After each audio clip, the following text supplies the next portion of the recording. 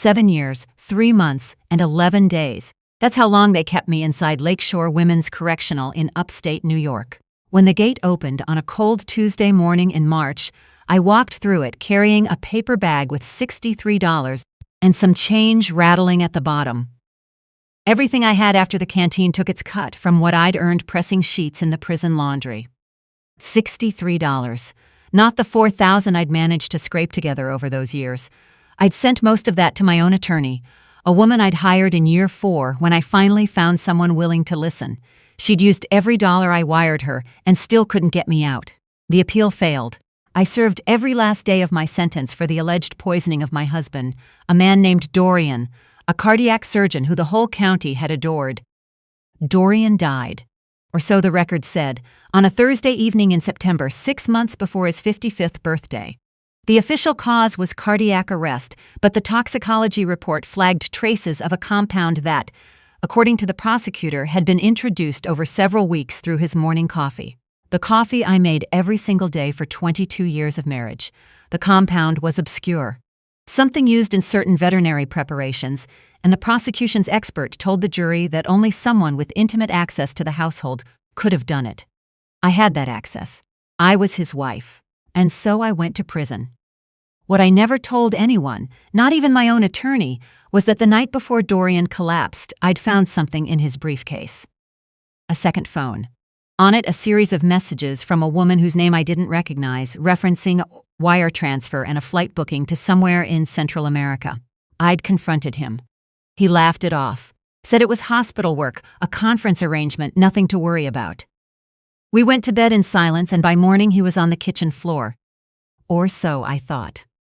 I used part of my $63 to buy a bus ticket to Millbrook, the town where we had lived for 20 years, where Millbrook Regional Medical Center stood, where my husband had spent his career.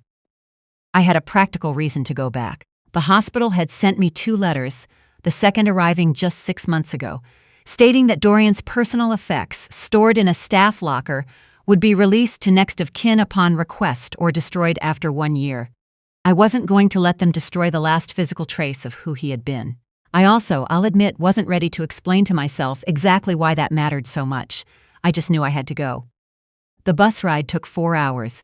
I watched bare March trees roll past the window and tried to remember what ordinary had felt like. Grocery stores, sleeping without a light on, the particular quiet of a house that belonged to you. $4,210. That's what I'd accumulated in 7 years of laundry work. I had spent nearly all of it on failed legal fees and a last-chance records search that dead-ended after 6 weeks. $63. I counted it in my coat pocket 3 separate times on that bus, the way a person counts what's left when they need to know what they're working with. Millbrook Regional looked exactly the same. Same wide brick facade, same revolving glass doors, same silver letters above the entrance. I stood on the sidewalk for a moment longer than necessary. Then I went in. The young woman at the administration desk was polite and efficient. She told me Dorian's locker had been cleared into a storage box and I could collect it from the facility's office on the lower level. I signed 3 forms. A man in a gray uniform carried the cardboard box out from a back room and set it on the counter with the careful neutrality that hospital staff use when handling the belongings of the dead.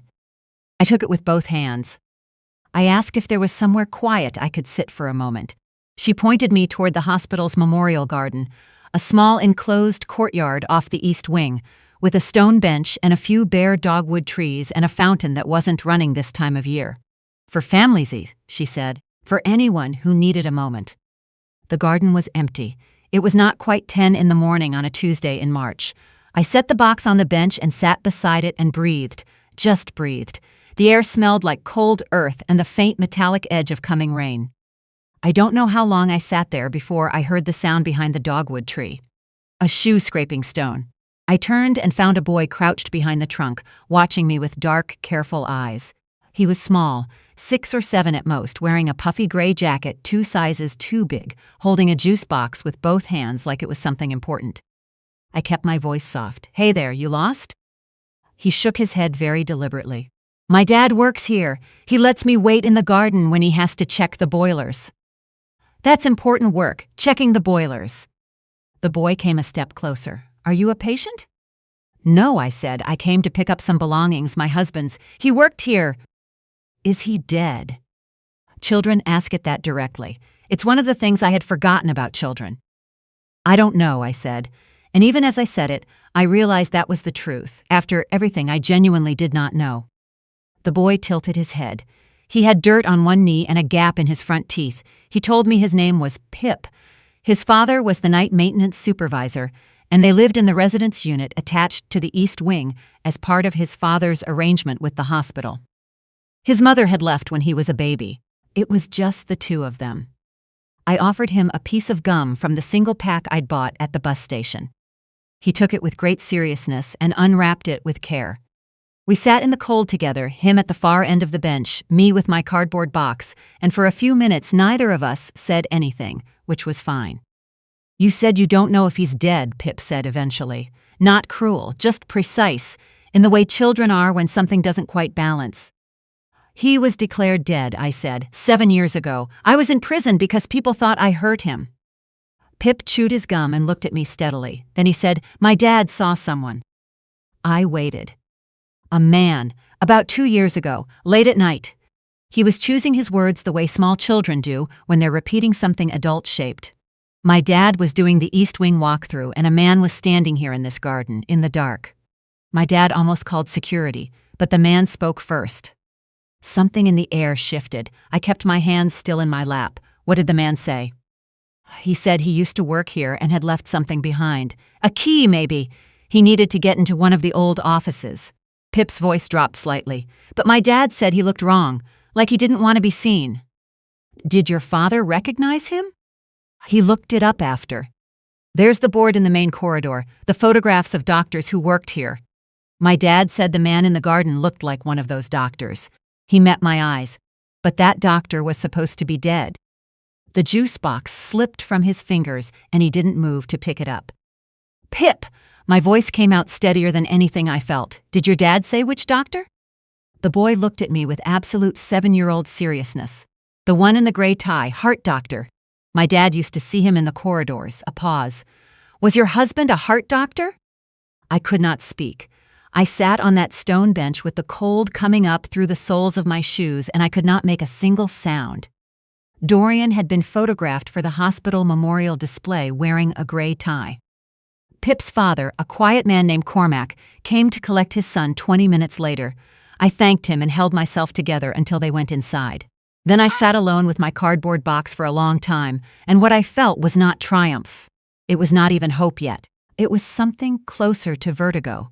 The particular dizziness of realizing that the ground you thought you were standing on had been something else entirely. Dorian was alive.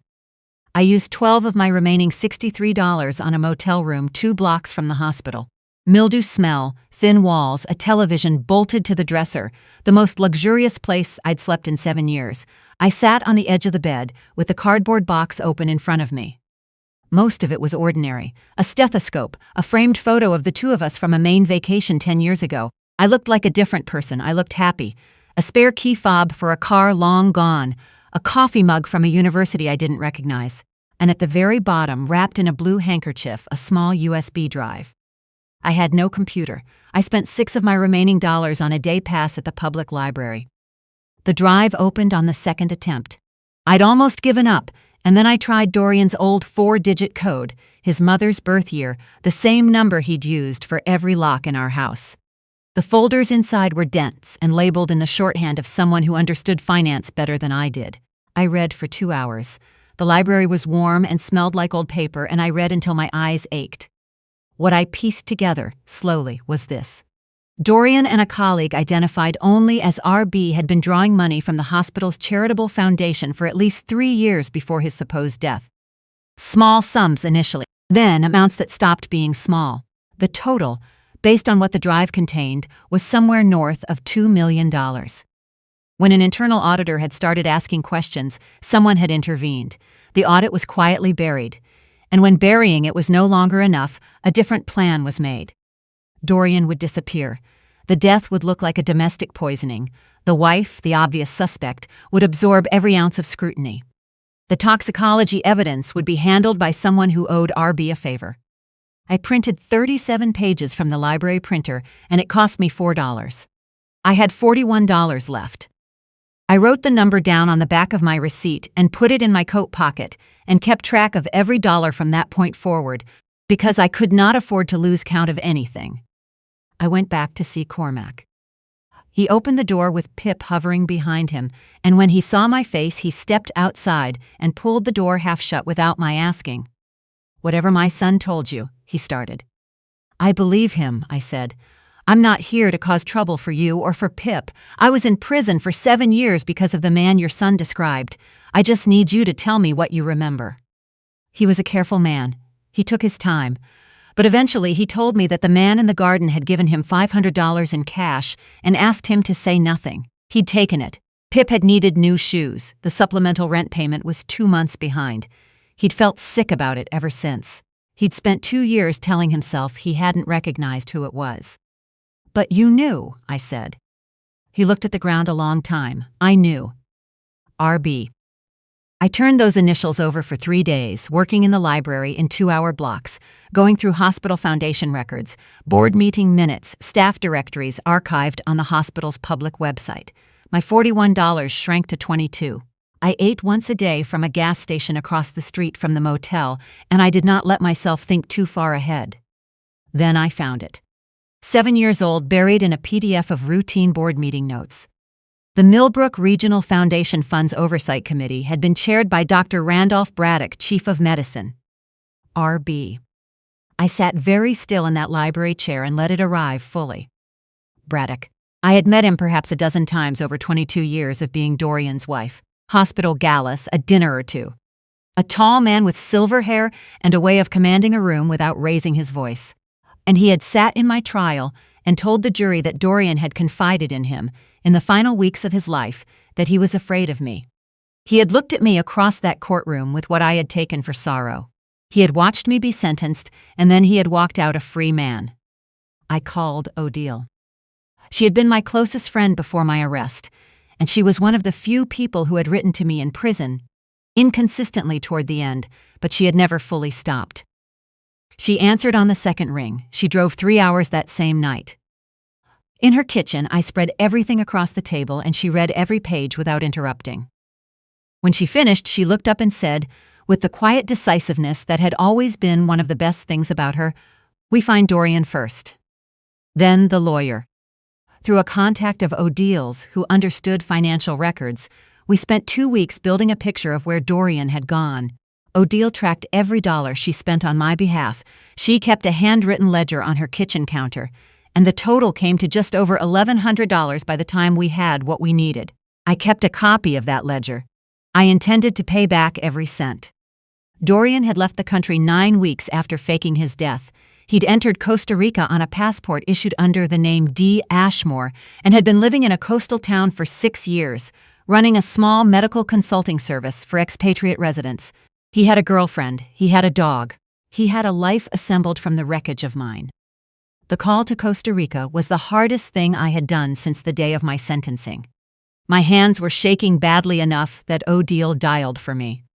I stood at her kitchen window and listened to the connection go through and counted my own heartbeats.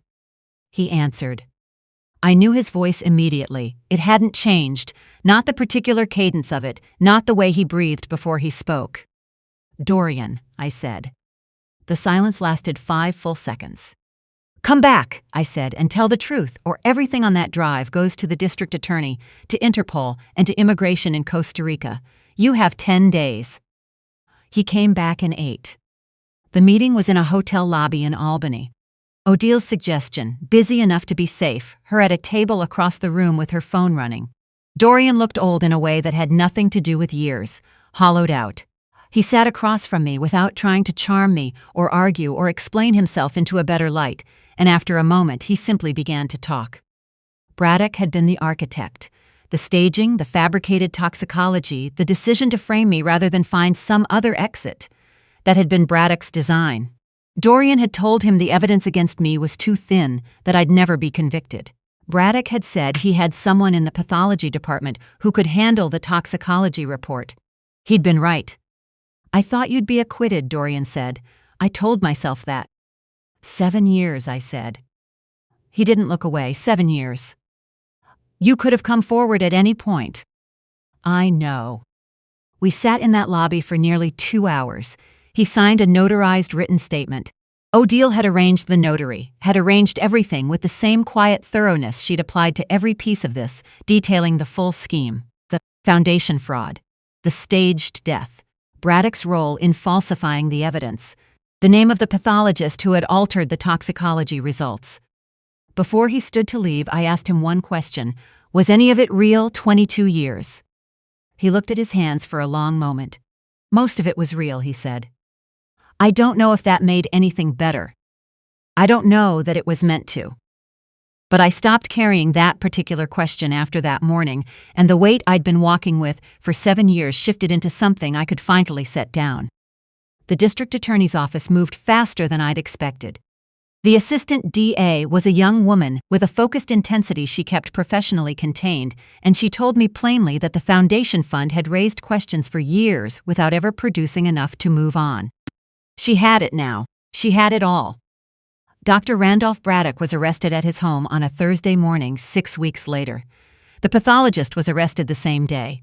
Dorian, who had surrendered himself and cooperated fully, was charged with fraud and conspiracy. His attorney was already working the angles. My conviction was vacated on a Monday in May. The judge read the order into the quiet of the courtroom. Odile cried. I sat very still and let the words arrive and tried to feel what I was supposed to feel, and what I felt, mostly, was exhausted in a way that was different from all the other kinds of exhausted I had learned. It was the exhaustion that comes after the thing is finally over. The state compensation for wrongful conviction was not adequate. No amount would have been adequate for 7 years. But it was real money, and I was careful with every dollar of it in a way I had learned to be careful, and I knew exactly what I wanted to do with it. I went back to the hospital garden one more time, in June, when the dogwood trees were in full leaf and the fountain was running. Cormac had told me Pip would be there, and he was, sitting on the stone bench with his juice box, feet swinging because they still didn't quite reach the ground. You look different, he said when I came through the gate. I feel different, I said. I sat beside him. For a while, we just listened to the fountain. Did everything work out? He asked. It did, I said, because you told me the truth. He considered this with great seriousness. My dad said I should have kept quiet. Your dad was protecting you, I said. That's what good fathers do. But you were right to speak. Some things need to be said out loud, even when it feels dangerous. He nodded, tucking that away somewhere. I left an envelope with Cormac before I drove back to Albany. Enough to cover Pip's school costs through middle school, with a letter that said simply it came with no strings and no expectations. He called me the following week. He couldn't quite get through what he was trying to say, and I told him there was nothing that needed saying, and I meant it. Some debts don't need to be named. Some are just quietly carried on both sides until they're done. I began working with the Wrongful Conviction Project that fall. My role was straightforward. I sat with people who had lost years they could never recover, and I listened, and I helped them find the words to fight. I turned out to be good at it. 7 years of learning to survive, to stay sane, to hold on to the belief that the truth existed, even when no one around you acknowledged it. That had been, it turned out, exactly the preparation this work required. The USB drive from that locker. I have wondered more than once whether Dorian left it there on purpose, whether some part of him had wanted, even then, to be found and to be made to account for things. I will never know for certain. I have made my peace with not knowing. What I do know is that a 7-year-old boy sitting in a hospital garden with an oversized juice box said 5 sentences to a stranger on a cold March morning, and those 5 sentences unraveled 7 years of deliberate lies. The truth has a way of finding people who are finally ready to hear it. I had been waiting for it a long time. I am still listening.